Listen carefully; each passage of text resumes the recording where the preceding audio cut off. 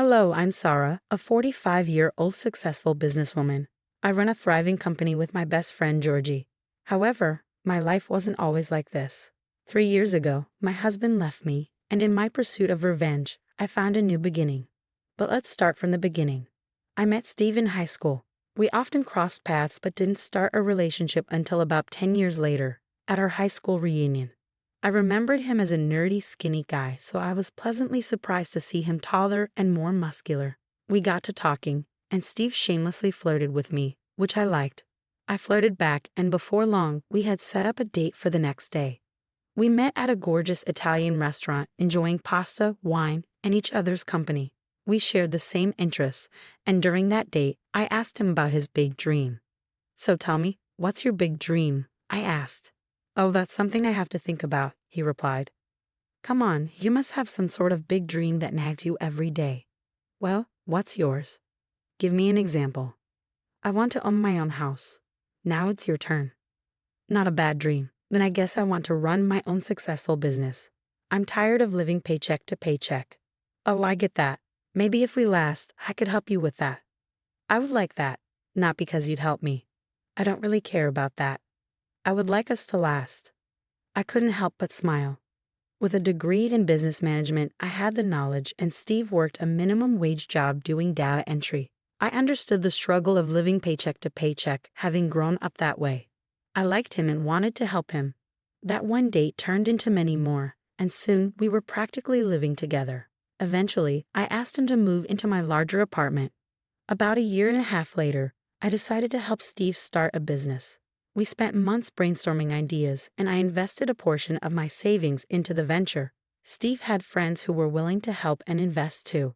I remember the night we registered his business. It was nerve-wracking, but we knew we had each other.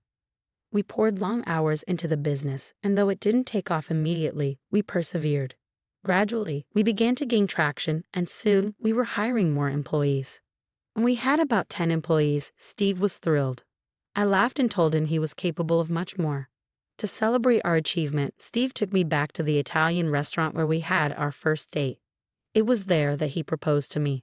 I was beyond happy and cried as I said yes. Juggling a fledgling company and wedding planning was tough. We lost countless nights of sleep and even considered eloping.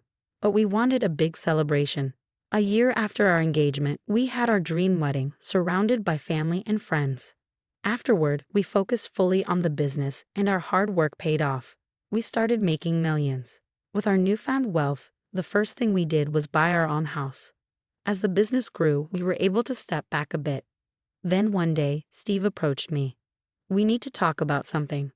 "Is everything okay?" I asked, concerned. "Yeah, it's just that I think you should stay home." "Why?" "Am I doing something wrong?" "No, it's just that you deserve to rest. You've been working so hard." "But I love working with you." "I do too, but I don't work much anymore, and you still do." "I don't like that." "So you want me to quit because you feel emasculated?" "No, I just want you to relax a little. You deserve it. Please for me." Reluctantly, I agreed. I took my new free time seriously, reading, catching up on shows, and treating myself to spa days. But along with the relaxation came a nagging feeling that something was wrong with Steve. He began withdrawing from me, spending less time at home and more at work. Or so I thought. One night, he came home from an office party reeking of alcohol and a woman's perfume. "Why do you smell like a woman? Is there something you need to tell me?" I asked. "What? No, nothing like that." "Is that a lipstick stain on your neck?" "Of this, some girl was dared by her friends to do it. And you just let it happen." I wasn't going to deny a woman a free drink. Unbelievable. "Are you sure nothing else happened? Are you accusing me of cheating? How dare you?" "No, I just wanted to be reassured." "Just leave me. I'm going to sleep." I just wanted reassurance, but Steve's defensiveness only made me more suspicious. My heart ached at the thought that he might be cheating on me. I hoped and prayed to every god that it wasn't true, but as days passed, I couldn't shake the nagging feeling. Some days, Steve still came home smelling like another woman. Eventually, my curiosity got the better of me. I hired a private investigator. I know it was a gross violation of trust, but I needed to know. If Steve refused to tell me, I'd find out myself. The PI followed Steve around for a month. I wanted to know everything at the end of the month so I wouldn't have to endure the pain of hearing bad news repeatedly. That month was the longest month ever. Each day felt like an eternity, but eventually we reached the end. The PI asked to meet at a crowded cafe. I arrived early and waited anxiously. When he finally arrived, he carried a large folder. Inside were pictures of Steve kissing, going on dates, and even entering hotels with various women. My stomach dropped. I felt like throwing up. The PI looked at me with sympathy, but it got worse. I recognized the women. They were our employees. What was Steve thinking? Did he not realize how badly he was jeopardizing the company? Most of all, I was beyond hurt that he was cheating on me.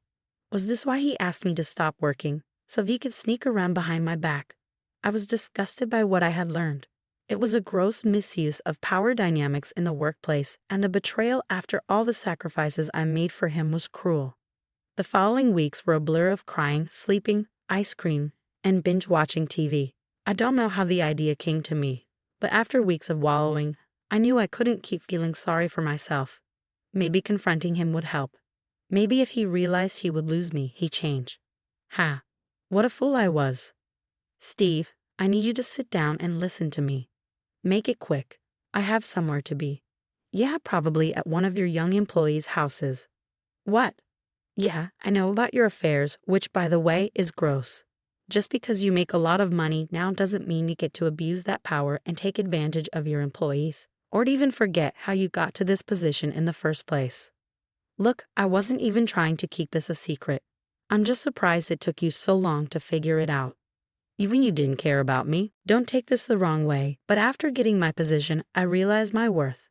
I deserve so much better than you. Excuse me.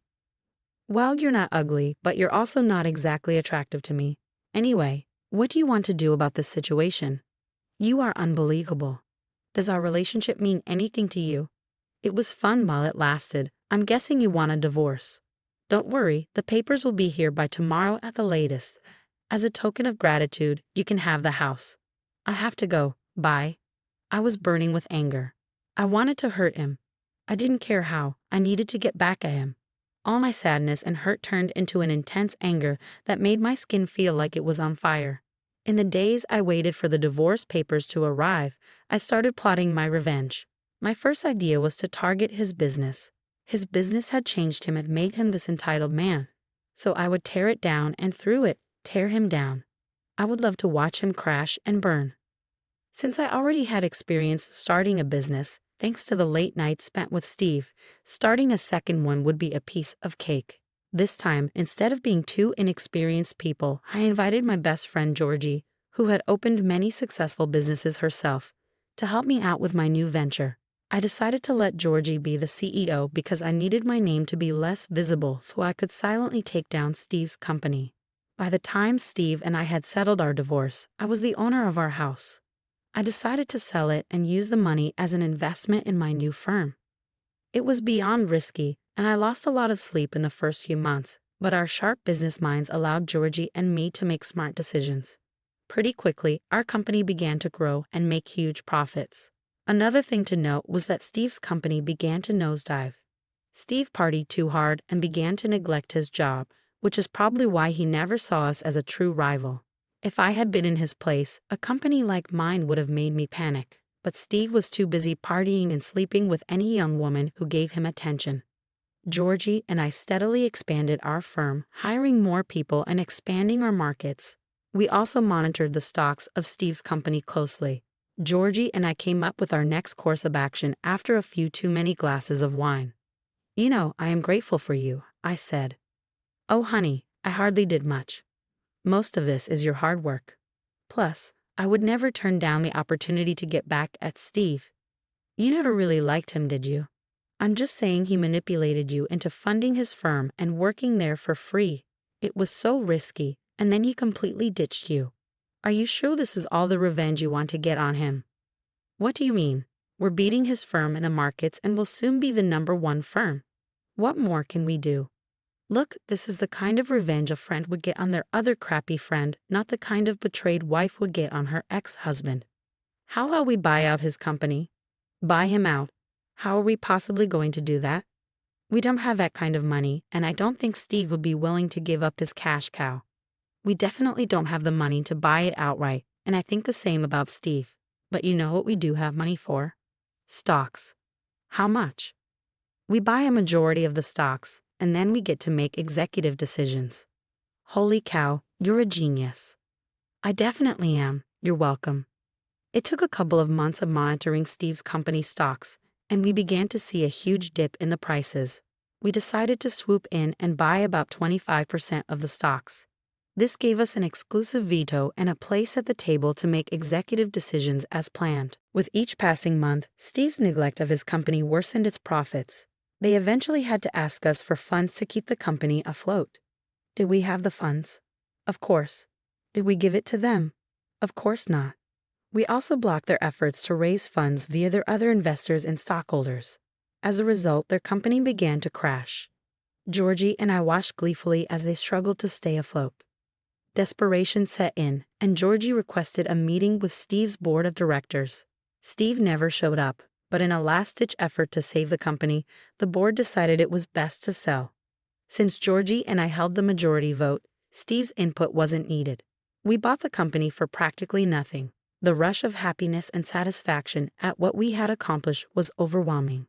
Just 2 days after the paperwork for buying Steve's company was processed, Steve showed up at my house.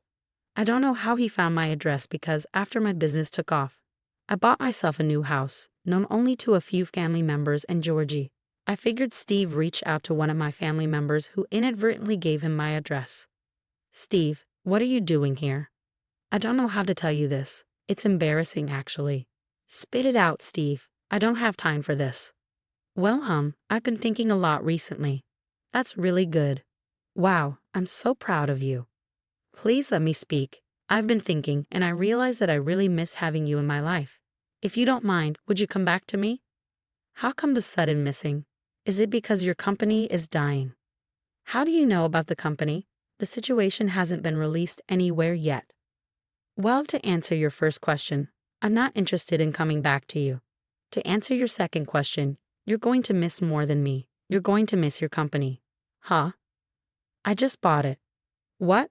Oh, Steve, you really should have paid more attention to your firm instead of partying and sleeping around. Why would you do that? You knew it was my biggest dream to own a successful company. You were unbelievable. I tried to tell you it was unfair that you were leaving me after I helped you start your business, but you didn't care. Neither do I right now. I wish you all the best. Goodbye. I shut the door in Steve's face with a smirk. It was exhilarating to watch Steve fall from his high horse. In the days that followed, my company officially bought Steve's, and the media was made aware of everything. Steve tried contacting me multiple times, but I just blocked him. Eventually, all the employees he slept with came forward and spoke about their experiences with Steve. The public was outraged. They sued him for gross misconduct, and Steve lost a lot of money in settlements. Steve struggled to get back on his feet. He even emailed me asking for financial help, claiming I was responsible for his downfall. I wrote him a strongly worded email, making it clear he was the only one responsible for his situation. I refused to help him and warned that if he continued to contact me, I would report him for harassment. It's been a few months since all this transpired. I thought it would hurt to see Steve struggle, but it actually felt freeing. I don't know what's happening with him anymore, but I do know that I'm thriving. My business is doing great, and Georgie and I are working towards taking the company even higher. For the longest time, I let Steve's words and thoughts of me affect me, but it took a huge push for me to see otherwise. Never doubt yourself and never be too afraid to take a risk. You never know how life will reward you.